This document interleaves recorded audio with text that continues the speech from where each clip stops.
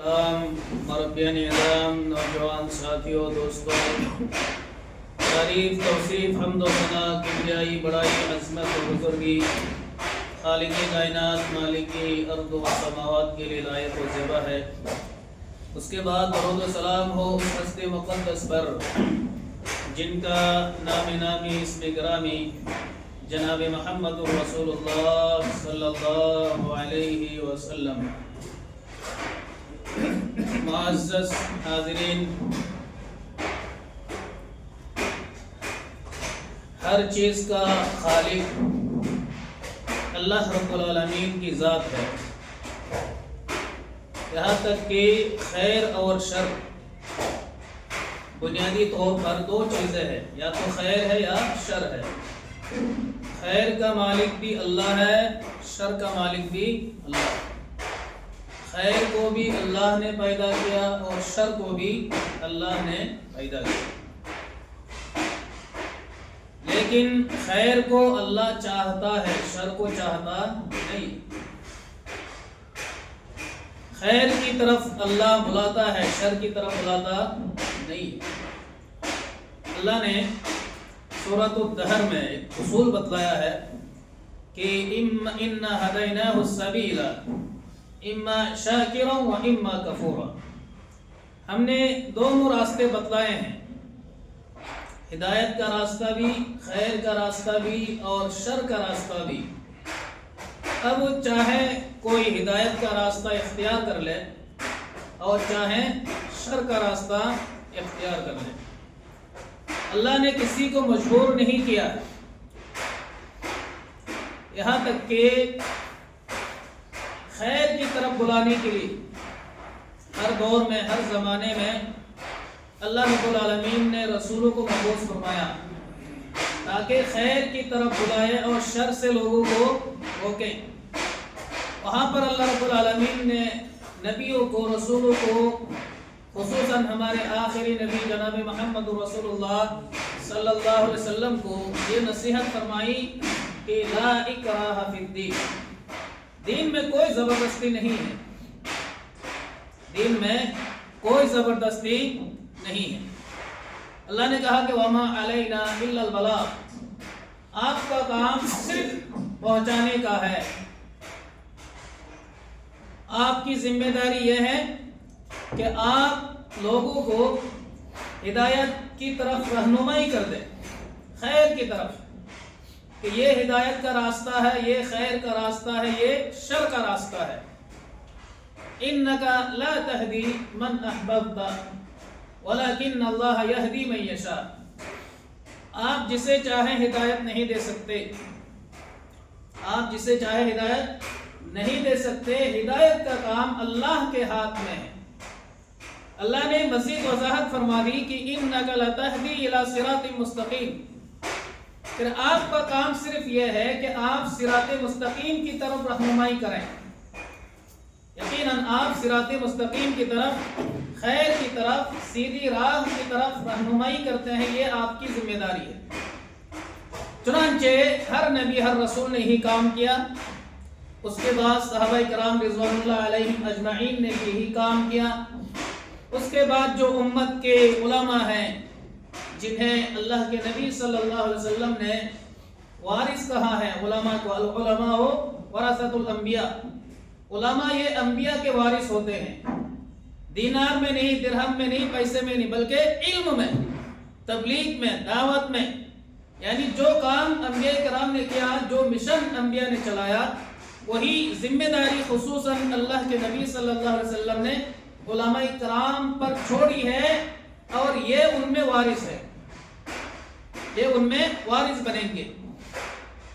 تو خیر اور شر دو راستے ہیں، اللہ نے ایک نظام بنایا ہے، پورے نظام میں یا تو خیر کا پہلو ہوگا یا تو شر کا پہلو ہوگا۔ خیر میں خیر ہی ہے، شر میں شر ہے۔ جس کو اللہ نے کہا خیر، ہمیں اگر سمجھ میں نہ آئے تو یہ ہماری کمی ہے۔ اللہ نے جسے کہا خیر، اس میں خیر ہے، اگر ہمیں خیر سمجھ میں نہیں آتا تو یہ ہماری کمی ہے۔ ہماری عقل کی کمی ہے، علم کی کمی ہے، سمجھ کی کمی ہے کہ ہم اس خیر کو سمجھ نہیں پا رہے ہیں۔ کسی چیز کو سمجھ نہ پانا یہ اس بات کی دلیل نہیں ہے کہ یہ صحیح نہیں ہے۔ کسی چیز کو نہ سمجھ میں آنا یہ اس بات کی دلیل نہیں ہے کہ وہ چیز غلط ہے، باطل ہے، صحیح نہیں ہے۔ ہماری سمجھ میں کمی ہوتی ہے جس کی وجہ سے ہم سمجھ نہیں پاتے۔ اللہ نے قرآن میں کہا کہ فَعَسَىٰ أَن تَكْرَهُوا شَيْئًا وَهُوَ خَيْرٌ لَكُمْ وَعَسَىٰ أَن تَكْرَهُوا شَيْئًا وَهُوَ شَرٌ لَكُمْ۔ بہت ساری چیزیں تمہیں خیر لگتا ہے دیکھنے میں، اس میں بھلائی لگتا ہے، فوائد نظر آتے ہیں، خیر محسوس ہوتا ہے، خیر لگتا ہے، لیکن حقیقت میں اس میں خیر ہوتا نہیں ہے۔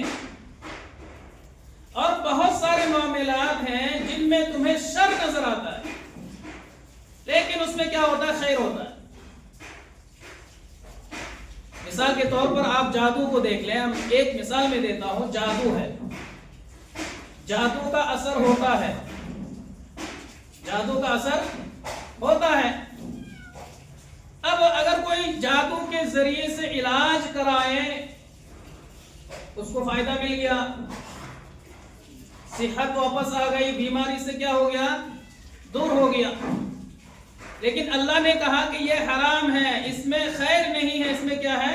شر ہے۔ اب اس میں شر کس طرح ہے؟ کس طرح شر ہے؟ اس کی پوری تفصیل ہے، ہر کسی کو شر سمجھ میں نہیں آتا، لیکن اللہ نے جب کہا کہ اس میں شر ہے تو شر ہی ہے، اگرچہ ہمیں خیر نظر آئے۔ آپ شراب کو اب دیکھیں، شراب کے بارے میں اللہ نے خود کہا کہ اثمہما اکبر من نفعہما، کہ شراب میں فائدے بھی ہیں لیکن فائدے کم ہیں، نقصانات سے زیادہ، نقصانات یعنی فوائد سے کہیں زیادہ کیا ہے؟ نقصانات ہیں، لیکن اس میں کیا ہے؟ خیر ہے۔ جو لوگ شراب پیتے ہیں آپ ان سے خود پوچھیں، بہت سارے فوائد بھی ان کو ملتے ہیں۔ اب یہ جو وقتی طور پر اس میں خیر، کچھ فوائد انسان کو حاصل ہوتا ہے، تو یہ اس میں خیر نہیں ہے۔ اللہ نے کہا اس میں خیر نہیں ہے، بلکہ مجموعی طور پر اگر اس کا حساب لگایا جائے تو اس میں شر کا پہلو زیادہ ہے، جس کی وجہ سے اللہ رب العالمین نے کیا کر دیا ہے؟ حرام کر دیا ہے۔ اسی طرح تعویذ گنڈے یا جادو منتر انتر میں جو لوگ علاج وغیرہ کراتے ہیں، بہت سارے لوگ بولتے ہیں کہ ہمیں اس میں خیر نظر آتا ہے، ہمیں تو شفا یابی مل گئی ہے، ہماری بیماری ختم ہو گئی ہے، ہمیں راحت مل گئی ہے، ہمیں آرام مل گیا ہے۔ مجموعی طور پر اگر آپ دیکھیں گے اس میں شر ہے، نقصانات ہیں، خیر کے پہلو بہت کم ہیں۔ تو جس میں خیر کے پہلو بہت کم ہوتے ہیں اس کو اسلام حرام کر دیتا ہے۔ جناب رسول اکرم صلی اللہ علیہ وسلم اس سے بچنے کی تلقین فرماتے ہیں۔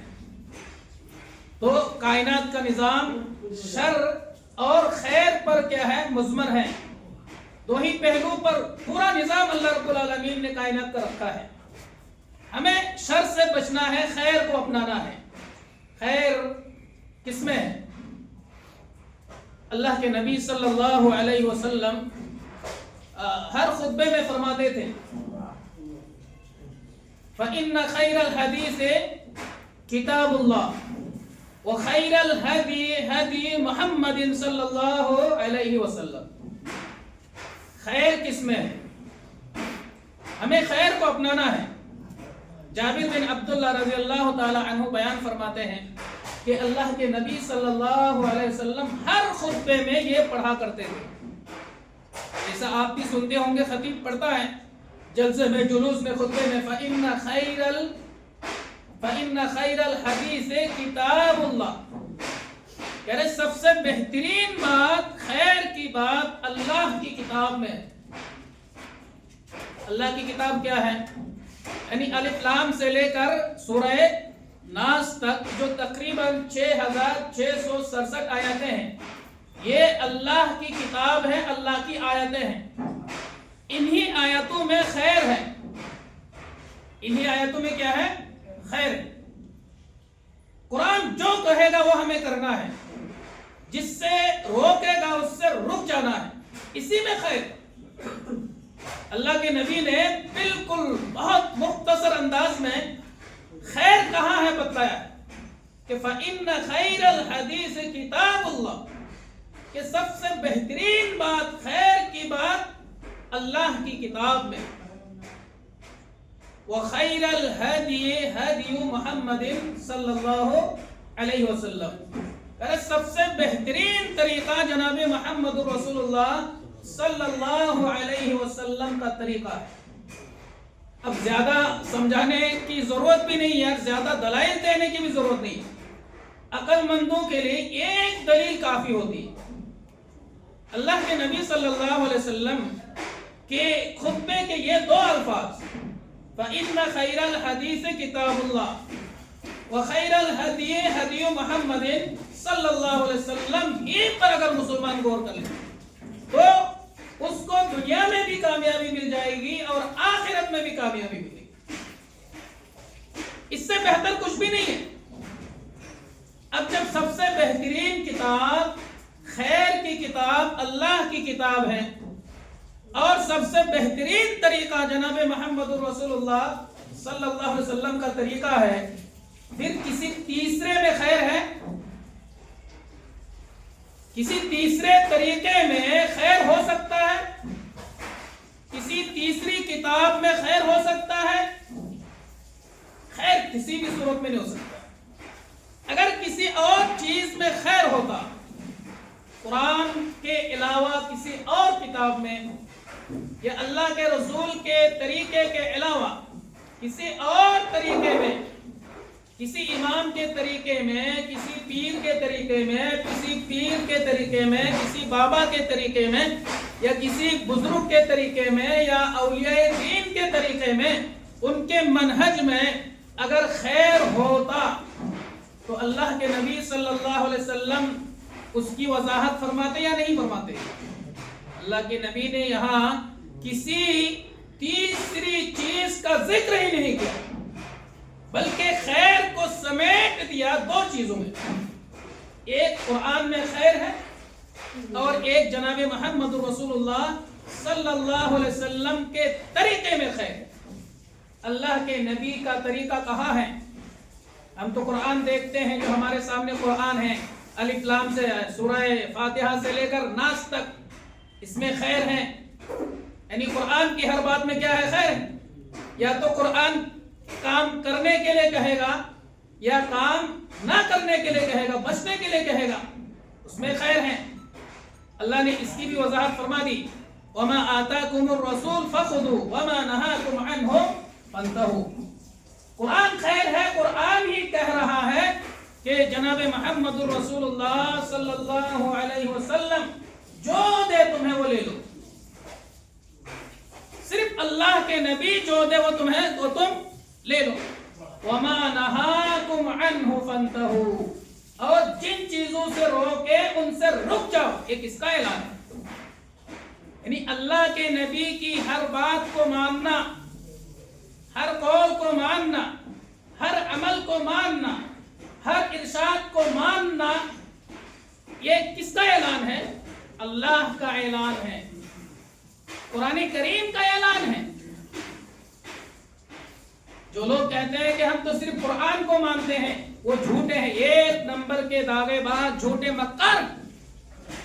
اگر تمہارا یہ دعویٰ ہے کہ ہم قرآن کو مانتے ہیں، قرآن تو خود کہہ رہا ہے کہ اللہ کے رسول کو مانو، پھر تم قرآن کو کیسے مانتے ہو؟ جو اہل قرآن ہے دعویٰ کرتے ہیں کہ ہم قرآن کو مانتے ہیں، تو قرآن نے کیا کہا؟ ما آتاکم الرسول فخذوہ وما نہاکم عنہ فانتہوا۔ رسول اکرم صلی اللہ علیہ وسلم جو احکامات دے لے لو، جن سے روکے رک جاؤ، یہ تو قرآن ہی کا حکم ہے۔ پھر اہل قرآن ہو ہی نہیں سکتا کوئی جب تک اہل حدیث یعنی حدیث کو نہ مانے۔ حدیث کہاں ہے؟ حدیث کی اتباع، حدیث کو ماننا واجب ہے، ضروری ہے۔ یہ کس نے کہا؟ قرآن نے کہا۔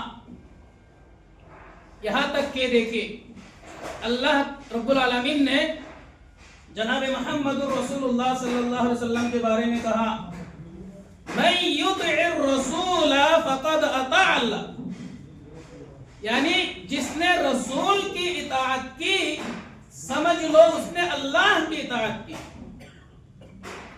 اب یہ ہماری عقل بھی تو ہے، اللہ تو ہمیں نظر نہیں آتا، اللہ رب العالمین ڈائریکٹ ہم سے تو کلام نہیں کرتا۔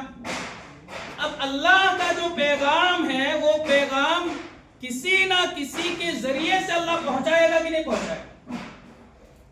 اللہ نے اپنا پیغام کس کے ذریعے سے؟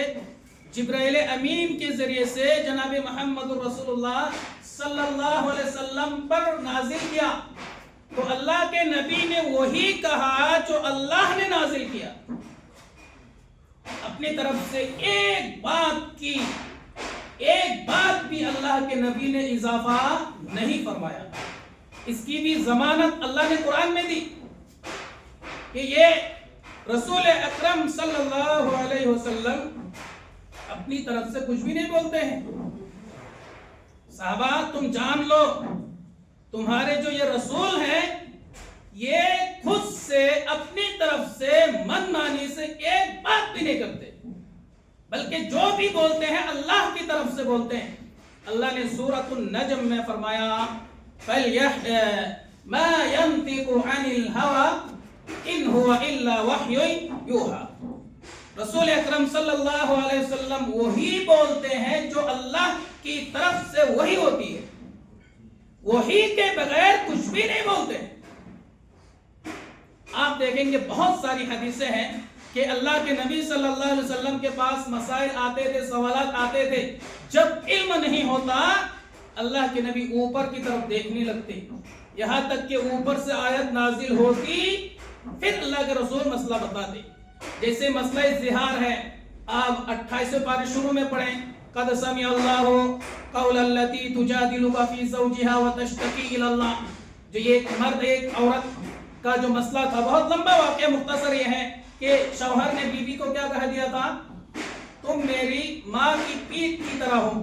اب دور جاہلیت میں یہ مسئلہ تھا کہ اگر کوئی اس طرح بول دیتا اپنی بیوی کو کہ تم تو میری بہن ہو، سگی بہن ہو، یا میری ماں کی پیٹھ کی طرح ہو، یا میری چچی کی پیٹھ کی طرح ہو، یا میری چچی ہو، اس طرح اگر بول دیتا تو عورت کیا ہو جاتی؟ طلاق، حرام ہو جاتی اس مرد پر۔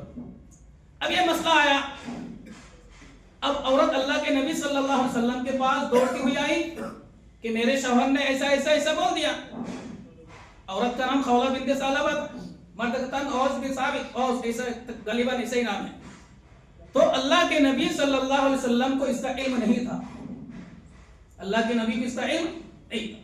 اب عورت تھوڑی اونچی آواز میں بات کر رہی تھی، اس نے مجھے ایسا بول دیا، ویسا بول دیا، ویسا بول دیا۔ حضرت عائشہ فرماتی ہیں کہ میں گھر کے کونے میں تھی اور وہ عورت اللہ کے نبی سے بات کر رہی تھی، اب میں صحیح سے سن نہیں پا رہی تھی کہ وہ عورت کیا بات کر رہی ہیں۔ آسمان کے اوپر سے اللہ رب العالمین نے اس کی بات کو سن لیا اور آیت نازل کر دی، قد سمع اللہ قول التی تجادلک فی زوجها وتشتکی الی اللہ واللہ یسمع تحاورکما۔ یہ پوری آیت ہے، اس میں اس کا مسئلہ بھی حل کیا گیا ہے، اگر کسی نے ایسا کہہ دیا تو اس پہ کتنا کفارہ وفارہ سب کچھ اللہ نے وہاں بیان فرمایا۔ اب اس میں آپ غور کریں، اللہ کے نبی کو علم نہیں تھا، ایک دینی مسئلہ تھا، حالانکہ اس کا علم تھا کہ دور جاہلیت میں یہ مسئلہ پیش آتا، اس طرح کی بات آتی تو اس وقت کیا ہوتا، اس کا علم تھا۔ لیکن شریعت محمدیہ کی روشنی میں، قرآن کی روشنی میں، حدیث کی روشنی میں اس مسئلے کا علم اللہ کے نبی کو نہیں تھا، تو اللہ کے نبی نے فتویٰ نہیں دیا، خاموش ہو گئے، اوپر کی طرف بار بار دیکھتے رہے کہ اوپر سے کوئی وحی نازل ہو جائے۔ جب یہ وحی نازل ہوئی اس کے بعد اللہ کے نبی نے وہ اس کا پورا کفارہ بتلایا کہ دیکھو اللہ نے یہ کفارہ تمہارے لیے بتلایا۔ اس سے کیا پتا چلا کہ اللہ کے نبی اپنی جانب سے کچھ بھی نہیں بولتے، ایک لفظ ایک حرف نہیں، یہاں تک کہ کبھی کبھار جیسے سورۃ التحریم میں اللہ کے نبی نے کسی بیوی کی محبت میں کہہ دیا تھا کہ آج کے بعد میں شہد نہیں پیوں گا، کسی کے گھر جا کے شہد پی لیا تھا تو وہ چیز حلال تھی، اللہ کے نبی نے حرام بھی نہیں کیا تھا کہ یہ حرام ہے، یہ بھی نہیں کیا تھا بلکہ قسم کھائی تھی کہ آج اس سے میں شہد نہیں پیوں گا. اللہ نے فوراً آیت نازل فرما دی یا ایھا النبی لما تحرم ما احل اللہ لک. اے نبی جس کو ہم نے حلال کیا ہے آپ کون ہوتے حرام کرنے والے؟ اس کے بعد اللہ کے نبی نے کفارہ بھی ادا کیا. قسم کا جو کفارہ قد فرض اللہ لکم تحلۃ ایمانکم، اس میں قسم کا کفارہ بتلایا گیا. تو اللہ کے نبی نے کسی بیوی کی محبت میں صرف اتنا کہہ دیا تھا کہ آج سے میں شہد نہیں پیوں گا. چونکہ وہ نبی ہے، رسول ہے، یہ عمل امت کے لیے حجت بن سکتی ہے. اللہ نے فوراً تنبیہ فرمائی، وحی نازل کی، آپ نے جو کہا یہ غلط ہے، آپ کفارہ ادا کریں. اللہ کے نبی نے کفارہ تک ادا کیا. بتائیے دین بالکل واضح ہے. دین وہی ہے جو قرآن میں ہے، جو حدیث میں ہے. اور اللہ کے نبی پیغمبر تھے، اللہ نے جو کچھ نازل کیا وہی ہو بہو اللہ کے نبی نے امت تک پہنچایا. تو اطاعت صرف اللہ کی جائے گی، اور اطاعت صرف کس کی جائے گی؟ جناب محمد رسول اللہ صلی اللہ علیہ وسلم کی جائے گی. بات ہو رہی تھی خیر کہاں ہے، خیر کہاں ہے؟ تو ایک میں تو اللہ کے نبی نے فرمایا خیر قرآن میں ہے، اور ایک حدیث میں اللہ کے نبی صلی اللہ علیہ وسلم نے فرمایا ترکت فیکم امرین. یہ حدیث کب بیان فرمائی تھی؟ حجۃ الوداع کے موقع پر، یعنی آخری عمر میں اللہ کے نبی نے جو حج کیا تھا، 1,00,000 سے زیادہ صحابہ کرام کی موجودگی میں اللہ کے نبی صلی اللہ علیہ وسلم نے فرمایا تھا کہ ترکت فیکم امرین، اے لوگوں میں تمہارے درمیان صرف 2 چیزیں چھوڑ کے جا رہا ہوں. اب غور کریں مسلمان بھائیوں، اب غور کریں. اللہ کے نبی نے آخری عمر میں کیا فرمایا کہ اے لوگوں میں تمہارے درمیان صرف 2 چیزیں چھوڑ کے جا رہا ہوں. وہ 2 چیزیں کیا ہیں؟ اللہ نے کہا اس سے پہلے کہا لن تضلوا ما تمسکتم بہما. 2 چیزیں چھوڑ کر جا رہا ہوں، اگر تم مضبوطی سے تھام لو گے کسی بھی صورت میں گمراہ نہیں ہو. 2 چیزیں کیا ہیں؟ کتاب اللہ و سنت رسولہ صلی اللہ علیہ وسلم. وہ 2 چیزیں کیا ہیں؟ ایک اللہ کی کتاب ہے، اور ایک جناب محمد رسول اللہ صلی اللہ علیہ وسلم کی سنت. کہاں پیچیدگی ہے میرے بھائیوں؟ دین میں کہاں پیچیدگی ہے؟ دین کہاں سے کہاں تک ہے اللہ کے نبی نے بتلایا. اور گمراہی کیوں آئے گی اللہ کے نبی نے وہ بھی بتلایا کہ اگر قرآن کو نہیں پکڑو گے، حدیث رسول کو نہیں پکڑو گے، تم گمراہ ہو جاؤ گے. گمراہ صحیح راستے سے نکل جاؤ گے، ہٹ جاؤ گے، گمراہی آئے گی، ضلالت آئے گی، بھٹک جاؤ گے. آج مسلمانوں کا نظریہ صرف یہ بن جائے کہ ہمارا عمل قرآن میں ہے یا نہیں، حدیث میں ہے یا نہیں. یعنی ہم جو کر رہے ہیں دین سمجھ کر صرف اتنا دیکھ لیں، بس اتنا. یہ کام قرآن میں ہے یا نہیں ہے، حدیث میں، صحیح حدیثوں میں ہے یا نہیں. اگر ہے تو وہ دین ہے، اگر نہیں ہے تو دین نہیں. جو دین نہیں ہے اس پر اگر کوئی عمل کرے، اللہ کے نبی نے اسی میں کہا فَإِنَّ كُلَّ بِدْعَةٍ ضَلَالَةٍ وَكُلَّ ضَلَالَةٍ فِي النَّارِ. خیرے کائنات میں سب سے بدترین امور، کائنات میں سب سے بدترین امور وہ ہیں جو دین کے نام سے ایجاد کیے جائے، اور یہ امور بدعت ہے، گمراہی ہے، ضلالت ہے. اور وَكُلَّ ضَلَالَةٍ فِي النَّارِ، اور ہر گمراہی انسان کو جہنم کی طرف لے جانے والی. آج مسلمان پڑھتے نہیں ہیں، مطالعہ نہیں کرتے، دین نہیں جانتے. یعنی کوئی عمل مسلمان کر رہے ہیں دین سمجھ کر، نیکی سمجھ کر، اللہ کا حکم سمجھ کر، نبی کا طریقہ سنت سمجھ کر، لیکن پتہ چلتا ہے نہ تو اللہ کا حکم ہے، نہ ہی نبی کا طریقہ ہے، نہ بھی نبی کی سنت. تو اس کو کر کے کوئی فائدہ نہیں. من احدث فی امرنا ما ھذا لیس منہ فہو رد. اگر آپ نے ایسا عمل کیا، ایسا طریقہ اختیار کیا جو قرآن میں نہیں ہے، حدیث میں نہیں ہے، اللہ کے نبی کی سنت میں یہ طریقہ نہیں ہے، وہ مردود ہے، وہ قابل قبول نہیں ہے۔ اللہ رب العالمین نے جناب محمد رسول اللہ صلی اللہ علیہ، یہ گھڑی سے اللہ رب العالمین نے دیکھیں جناب محمد رسول اللہ صلی اللہ علیہ وسلم کی مخالفت کرنے سے کیا ہوگا، کیا نقصانات ہوں گے، کیا عذابات ہوں گے، کیا مصیبتیں آئیں گی، اللہ نے قرآن کریم کے اندر بیان فرما دیا ہے کہ فَلْيَحْذَرِ الَّذِينَ يُخَالِفُونَ عَنْ أَمْرِهِ أَن تُصِيبَهُمْ فِتْنَةٌ أَوْ يُصِيبَهُمْ عَذَابٌ أَلِيمٌ۔ کہہ رہے لوگوں کو ڈرنا چاہیے، ایسے لوگوں کو ڈرنا چاہیے جو رسول اکرم صلی اللہ علیہ وسلم کی مخالفت کرتے ہیں۔ اللہ کے نبی کی مخالفت کیا ہے؟ مخالفت کی کئی شکلیں ہیں۔ یا تو انسان صاف انکار کر دے کہ ہم اللہ کے نبی کو بات نہیں مانتے، مخالفت ہے، یا مانتے ہیں عمل نہیں کرتے، عمل کرتے کسی اور کے قول پر، یعنی اللہ کے نبی کی بات آئی، اللہ کے نبی کی بات کے سامنے کسی اور بات کو کسی نے ترجیح دی، یہ مخالفت بھی ہے اور یہ توہین بھی ہے۔ آپ بات کو ذرا سمجھیں، ایک طرف اللہ کے نبی صلی اللہ علیہ وسلم کی بات ہے، قول ہے، فعل ہے، تقریر ہے، ارشاد ہے، دوسری طرف کسی اور کا قول ہے، چاہے وہ امت کا بہت بڑا عالم دین کیوں نہ ہو، دونوں کے قول میں ٹکراؤ،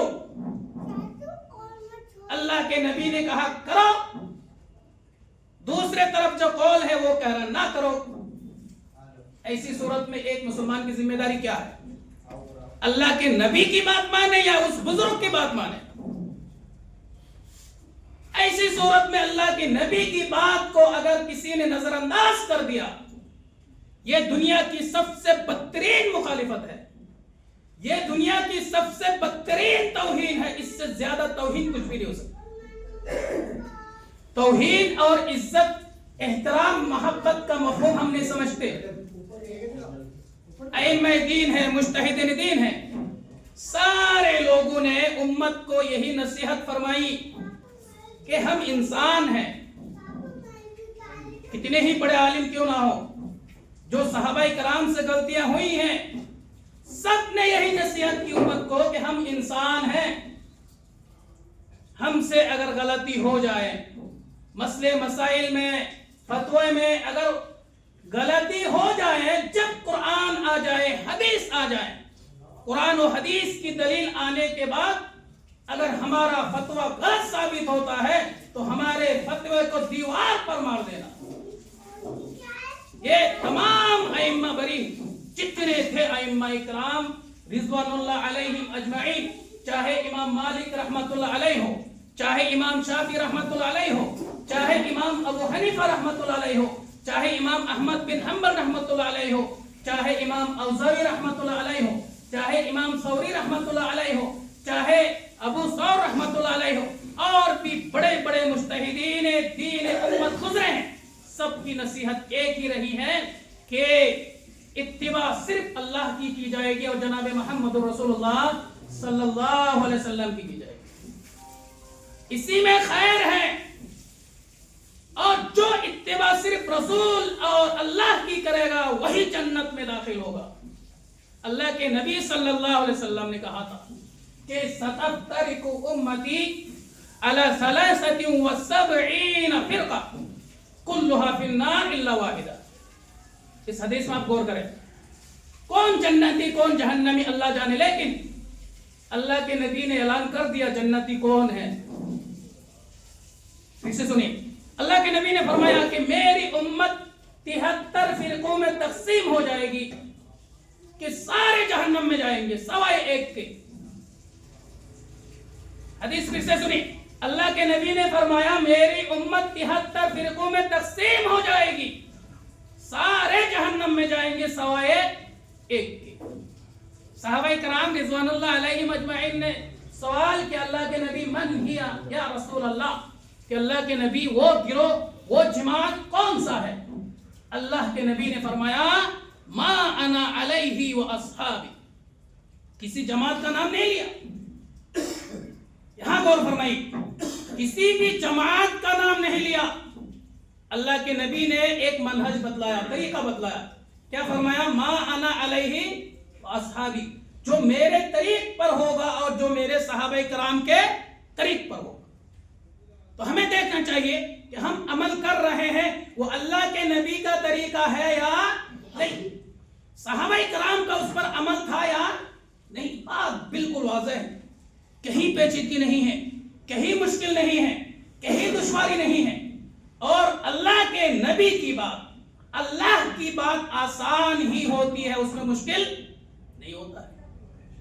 آپ صرف جو پیور اسلام ہے، جو قرآن کی تعلیمات ہیں، جو حدیث کی تعلیمات ہیں، ان تعلیمات پر آپ غور کر کے دیکھیں، کہیں بھی مشکل نہیں ہے، کہیں بھی پیچیدگی نہیں ہے، کہیں بھی دشواری نہیں ہے. یہ دشواریاں، یہ مشکلات مسلمانوں نے بتلائی. یہ دشواریاں، یہ پریشانیاں کن لوگوں نے بتلائی، کن لوگوں نے پیدا کی؟ مسلمانوں نے پیدا کی. ابھی دیکھیں ٹھنڈ کا موسم ہے، وقت شاید ختم ہوتا جا رہا ہے. ٹھنڈ کا موسم ہے، دیکھیں حدیث سے جو بات ثابت ہے، اگر آپ نے وضو کی حالت میں موزہ پہن لیا، چاہے موزہ کپڑے کا ہو، چاہے چمڑے کا ہو، کسی بھی چیز کا موزہ ہو، کتنا باریک کیوں نہ، اگر کہ وہ چمڑے نظر ہی کیوں نہ آئے. کئی حدیثیں ہیں، وقت نہیں میں نے حدیث بیان کرتا. اللہ کے نبی کی حدیث کیا ہے؟ وضو کی حالت میں کسی نے موزہ پہن لیا، مقیم کے لیے ایک دن ایک رات اس پر مسح کرنا جائز ہے، اور مسافر کے لیے 3 دن 3 رات مسح کرنا کیا ہے؟ جائز. کتنا آسان ہے. دیکھیں اب دیکھیں لوگوں نے کتنا مشکل کر دیا. اب وہ موزہ چمڑا کا ہے یا کپڑے کا ہے، کتنا باریک ہے، کتنا موٹا ہے، یہ جو ساری تفصیلات، نقطہ چینیاں، باریکیاں، یہ مشکلات جو بیان کرتے ہیں، یہ اللہ کے نبی نے بیان نہیں کیا. اللہ کے نبی نے صرف یہ کہا موزہ ہونا چاہیے، بس بات ختم. جس کو آپ موزہ کہتے ہیں عرف میں، آپ اگر موزہ کہتے ہیں، چاہے کپڑے کا ہو چاہے چمڑے کا ہو، موزہ ہے، اس پر آپ مسح کریں. یہ خامہ کا کیوں مشکلات ہم نے پیدا کر دی کہ کپڑے کے موزہ ہو، باریک ہو تو اس میں مسح جائز نہیں، چمڑے کا ہو تو اس میں جائز ہے. یہ مشکلات کس نے پیدا کی؟ اللہ نے کی، رسول نے کی، صحابہ نے کی. تو اللہ کی تعلیمات پر، رسول کی تعلیمات پر، صحابہ کرام کے اعمال میں کہیں مشکل نہیں ہے، آسانی. اور اللہ تعالیٰ آسانی چاہتا ہے. اللہ کے نبی صلی اللہ علیہ وسلم نصیحت بھی فرماتے تھے صحابہ کرام کو، یسروا ولا تعسروا، آسانیاں پیدا کرو، مشکلات پیدا نہ کرو. کسی بھی چیز میں، چاہے اس کا تعلق دین سے ہو یا دنیا سے ہو، مشکلات پیدا نہیں کرنی چاہیے، آسانیاں پیدا کرنی چاہیے. یہ دین آسان ہے. یہ دین کیا ہے؟ آسان ہے. شریعت آسان ہے. اللہ غفور رحیم ہے، غفار ہے، رحم کرنے والا ہے. رحمان کی صفت آپ دیکھیں قرآن کریم میں پتہ نہیں کتنی جگہوں پر آیا ہے. جو اتنا رحیم ہے اس کا دین مشکل کیسے ہو سکتا ہے؟ یہاں تک کہ اللہ نے کہا لا یکلف اللہ نفسا الا وسعها، ہم نے کسی بھی نفس کو طاقت سے زیادہ مکلف نہیں کیا. یعنی کوئی چیز واجب ہے، کرنا ہے، لیکن آپ کی طاقت میں نہیں ہے تو آپ بری ہیں. آپ بری. دیکھیں کتنا آسان ہے. اللہ نے قرآن میں کیا کہا؟ انما حرم علیکم المیتۃ والدم ولحم الخنزیر وما اہل لغیر اللہ بہ فمن اضطر غیر باغ ولا عاد فلا اثم علیہ. یہ جو سور کا گوشت ہے یہ کیا ہے؟ حرام ہے. اور بہتا ہوا خون تمہارے لیے کیا ہے؟ حرام ہے. لیکن اگر مجبوری، فمن اضطر، اگر تم مجبور کر دیے جاؤ، یعنی سور کا گوشت کھائے بغیر جان خطرے میں ہے، موت آ سکتی ہے، تم مر سکتے ہو، ایسی صورت میں سور کا گوشت بھی اگر تم کھا لو گے کوئی گناہ نہیں. تو کہاں مشکلات ہے اسلام میں؟ اگر طاقت نہیں ہے، مجبوریاں ہیں، ایسی صورت میں حرام چیز پہ اللہ نے حلال کر دی. اور اس طرح کے مسائل، باریکیاں، نقطے اور کیا کیا بیان کر کے اسلام کو لوگوں نے، علماء اکرام نے اتنا مشکل کر دیا ہے کہ اس پہ عمل کرنا بھی کیا ہو جاتا ہے، کبھی کبھار مشکل ہو جاتا ہے۔ یہ کیوں؟ سوال یہ ہے یہ کیوں؟ یہ اس لیے ہے کہ ہم نے اطاعت الہی اور اطاعت رسول سے ہم نے اپنا ہاتھ دور کر لیا۔ اگر آپ صرف اللہ کی اطاعت، رسول کی اطاعت، قرآن میں کیا ہے، حدیث میں کیا ہے، صحابہ کرام کا عمل کیا ہے، اتنا اگر آپ دیکھیں گے، علماء کرام، بزرگان دین، پیر، مرشد اور دوسرے لوگوں کی کیا رائے ہیں، ان کی کیا باتیں ہیں، ان چیزوں کو نظر انداز کر کے صرف قرآن میں کیا ہے، حدیث میں کیا ہے، آپ کو دین بہت آسان محسوس ہوگا، آپ عمل بھی کر لیں گے۔ اور ان چیزوں میں جائیں گے، اتنی مشکلات، اتنی الجھنیں، اتنی طرح طرح کے ڈاؤٹس اور شکوک و شبہات کا ماحول پیدا ہوگا جس کی کوئی حد نہیں۔ ٹائم ختم ہوتا جا رہا ہے۔ اخیر میں ایک گزارش کرتا ہوں، میرے بہت سارے بھائی صرف فرض پڑھ کر کے نکل جاتے ہیں مسجد سے، سنتیں نہیں پڑھتے، لیکن یہ بہت سارے ایسے ہیں، بدگمانی نہیں کرتا، ہو سکتا بہت سارے گھر میں جا کے پڑھتے ہیں، تو جو پڑھتے ہیں مبارکباد کے لائق پڑھیں، لیکن عام طور پر ایسا ہوتا نہیں ہے۔ لوگ جو ہے اپنے کاروبار میں، بزنس میں، دکانوں میں جا کے لگ جاتے ہیں، پھر سنت وغیرہ پڑھتے ہیں، نہیں، عام طور پر ایسا دیکھا جاتا ہے۔ تو ایسا نہ کریں، سنتوں کی اتنی بے حرمتی نہ کریں، کم سے کم 2 رکعت پڑھ کے جائیں۔ آپ جلدی میں ہیں تو 4 مت پڑھیں، کم سے کم 2 پڑھیں۔ سنتوں کا اہتمام کریں۔ نماز کے بعد بالکل مسجد خالی کر دینا یہ بالکل غیر شرعی عمل ہے اور اچھا بھی نہیں ہے، عرف میں بھی اچھا نہیں ہے، اس کا خیال آپ کیجئے گا۔ بلا سنت بہت زیادہ ایمرجنسی ہے، ٹھیک ہے آپ جا سکتے ہیں، لیکن بلا وجہ، بلا شرعی عذر کے، بلا مجبوری کے آپ مسجد سے نکل جاتے ہیں، کسی بھی صورت میں درست نہیں ہے۔ ایک بات یہ ہے۔ دوسری بات یہ ہے کہ مسجدوں میں قرآن کریم کی تلاوت کا اہتمام کریں۔ مسجد بالکل ویران جیسی، مسجدوں میں چہل پہل قرآن کی تلاوت ہونی چاہیے۔ اب پتہ نہیں ہمارے بزرگوں کو کیا ہو گیا ہے، جب وقت ہے، فرصت ہے، آپ دکان میں بیٹھے، کوئی کام بھی نہیں ہے، آپ مسجد میں آئیے، قرآن کی تلاوت کرتے رہیے۔ مسجد میں ایک رونق، ایک روشنی پیدا ہوگی، ایک چہل پہل پیدا ہوگا، آپ کو بھی اجر و ثواب ملے گا، مسجد آباد رہے گا۔ تو یہ بہت ساری چیزیں ہیں۔ اللہ رب العالمین سے دعا ہے کہ اللہ تعالی ہمیں ان تمام باتوں پر غور و فکر کر کے عملی زندگی میں لانے کی توفیق عطا فرمائے۔ آمین یا رب العالمین۔